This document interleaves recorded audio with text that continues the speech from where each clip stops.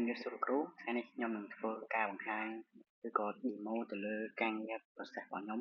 ដែល work ទៅលើ car rental booking ដែលនេះគឺជា website របស់ខ្ញុំដែលពេលដែលយើងចូលមកកាន់ website របស់យើងអាច play បាន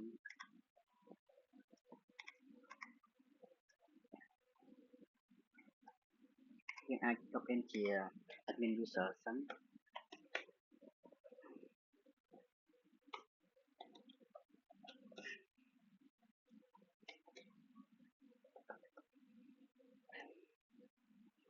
គឺ login បាន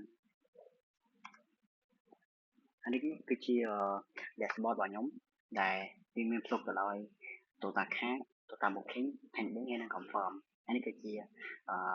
car ដែលគេបាន booking របស់យើងអានេះគឺជាការ add car manage car ដែលយើងមាន7អានេះគឺជា pending management booking របស់យើងដែលមាន mass pay នេះគឺសម្រាប់ទៅលើការ pay នៅពេលដែល user គាត់យក LAN ឲ្យយើងហ្នឹងហើយយើងដាក់ pay ទៅលើprocess ដែលគាត់ pay ហ្នឹងតែពេលដែលគាត់ទៅយក LAN គាត់នឹង pay នៅផ្ទាល់ហើយយើងអាចស្រួលមើលហើយនេះគឺជា confirm cancel ឬក៏ cancel សម្រាប់ភ្ញៀវដែលគាត់កក់ LAN ហើយគាត់អត់មកយកឬក៏ cancel ទៅយើងអាច cancel LAN ហ្នឹងដើម្បីឲ្យអ្នកផ្សេងអាចមើលឃើញបានហើយ complete ទៅលើ car ហ្នឹងបើសិនជាគេមកយក LAN ហើយ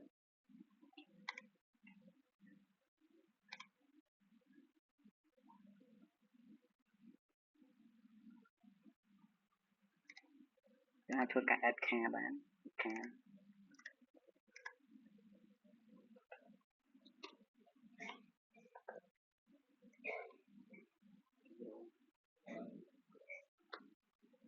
ដែលដាក់ឆ្នាំ2017កាលយើងដាក់20ទៅនេះដាក់Mozo ទៅដាក់ petrol ហើយដាក់ CPC យើងដាក់4ហើយដាក់ car option យើងដាក់ full option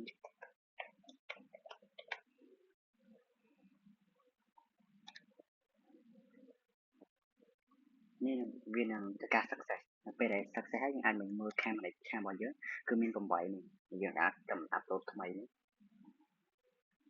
ហើយនេះគឺជា car ដែលយើងអាច delete ឬក៏ឲ្យ user ឃើញណានៅពេលដែលគេ booking ហើយហ្នឹងដែរនេះគឺជា car ឧទាហរណ៍យើងអាចលុបចង់លុបអាណាមួយមួយនេះយើងអាចលុបមកវានឹងទៅបាត់ manage booking ឥឡូវ manage booking ខ្ញុំនឹងធ្វើការទៅកាន់ page ថ្មី website ថ្មី website សម្រាប់ user one at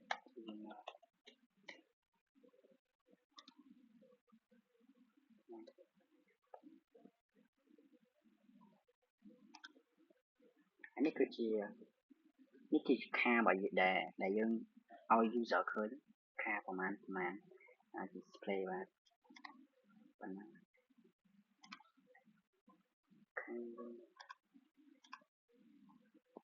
អាច click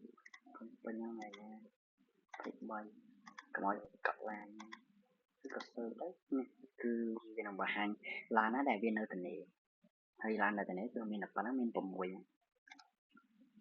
ចង់ booking ថ្ងៃណាយើងចុចFinder ហើយយើងចុច booking មកវានឹងឲ្យ user ហើយនេះគឺជា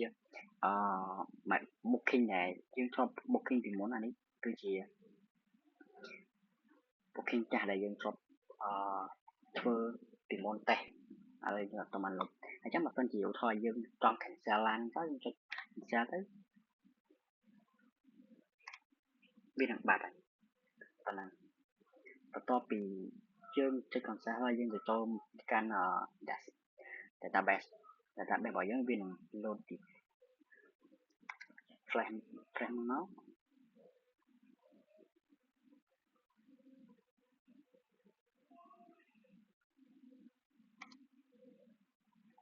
នេះជា data car របស់យើងមានប្រមាណ8 command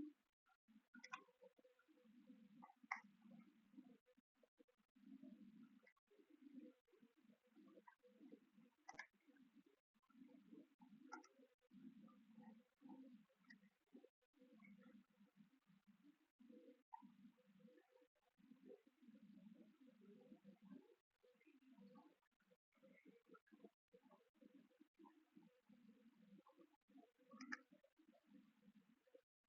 វាអត់លោតឲ្យទេដោយសារយើងធ្លាប់ booking ពីមុនមកចឹងវាអត់បានលោត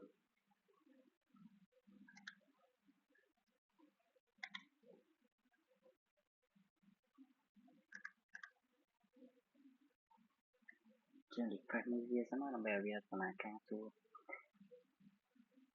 ទៅវា error ដោយសារអ៊ីនធឺណិតខ្សោយអញ្ចឹងទៅពេលយើង share ពីទូរស័ព្ទទៅហើយឥឡូវវា connect វាឡើងវិញនេ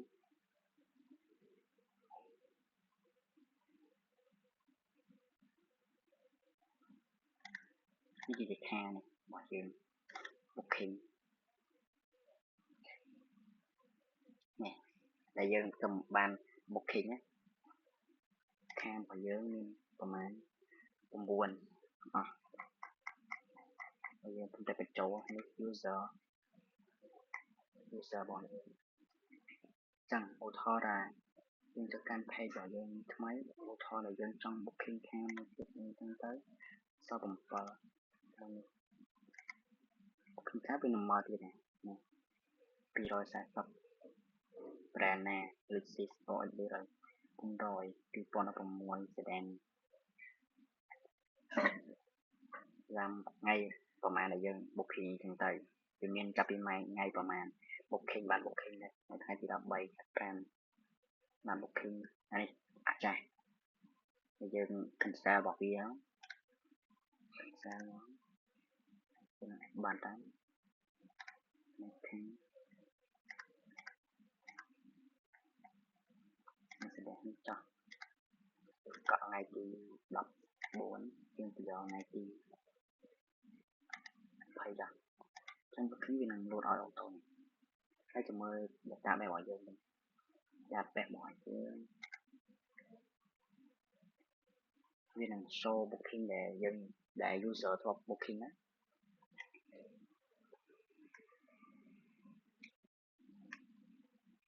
នេះវាលោតមកហើយ booking ថ្មីបន្ទាប់ពីយើង booking ហើយយើងទៅចូលកាន់ website របស់យើងមួយទៀតរបស់ admin ចុចមកខាងរបស់យើងមាន7នេះខាងគឺជាខាថ្មីដែលគេbooking ហើយខាងនៅតាម7នេះខាថ្មីចង់ឧទាហរណ៍បើសិនជាយើងបាន confirm អូខេ success ថាវា complete គេយកឡើងអីបញ្ហាអស់ហើយចឹងវានឹងលោតមកខាងនេះហើយឡើងលុយនៅវានឹង confirm ឡើងនេះ confirm វា complete ពេលដែលគេយកឡានមកចឹងទៅសម្រាប់ដែរវាគេទូទាត់ហើយប៉ុណ្ណាឥឡូវសិនចាក់ចូលទៅកាន់ user មកវាលោតឲ្យអត់បែបនេះនេះ complete ហើយ confirm ហើយវីដេអូរបស់ខ្ញុំគឺមានតែប៉ុណ្ណឹងសូមអរគុណគ្រូដែលចំណាយពេលសម្រាប់មកមើលការ demo របស់ខ្ញុំ